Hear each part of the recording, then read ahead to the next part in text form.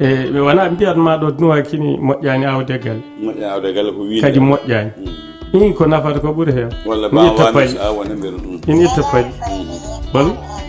ndiyam mum sa wawñini ɓuftima tan e sertate pawga ɓiɓɓe ɓe ina cafra kangal joni eyyi ɓikkon nder koñ galu gon mbagone nder toon cafra kangal sa uri ɗum gonɗo e seeɗani tan ɓe certat ƴeew gandal kayu ina safra emri kala mo fasni wuttinno kini ha wutti si ndiyam ɗam ha wawi hen joɗade ɓori tumu jooɗi hen ga haɗat ga e hunduko ma haɗat joɗɗa hen hunduko ga sa foofi ga haɗat par ce que neɗɗo si ko nanata ko banggue leggal ina jogui joni ndi lekki jurtata e hoore ma tan ga haɗat wadde kay wiyetake natata e neɗɗo wonɓe ɗum anni hono ɓuftugol lekki natirta e neɗɗo ko waji goto wannomi ko o namnimi beela min ko wiyete ko neɗɗan ɓufto lekki naata e mum bon beela ɗum no wawi won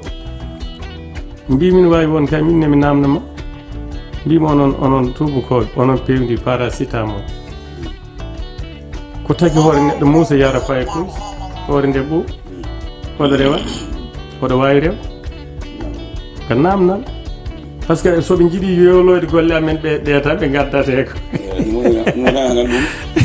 ko haala jondal hakkude safroɓe gande ɓaleɓe ɗe moƴƴani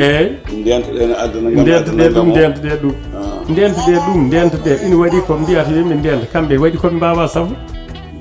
kamɓe koɓe mbawa safru ko woto mbiɓe yo ndenta amen e ɗum saabu ko minen tan mbawi ɗum safru kamɓe koɓe mbawi taw kadi on mbawa eyyi minen kay koɓe mbawi min mbawa ɓuuri hen kamɓe ɓuuri heeɗe koɓe mbawi ɓuuri heew andi ko waɗi ɗum kamɓe ɓe ƴeewa eɓe gandi ɓandu ƴiƴam mum eɓe gandi tension maɗa tolni joguiɗo leɗɗe ɓoole wawa ɗum andude ƴeewa eɓe gandi koɓe ƴeewata ha an holko mo kattanɗa e ka hattanani joguiɗo leɗɗe ɓoole wawa ɗum andude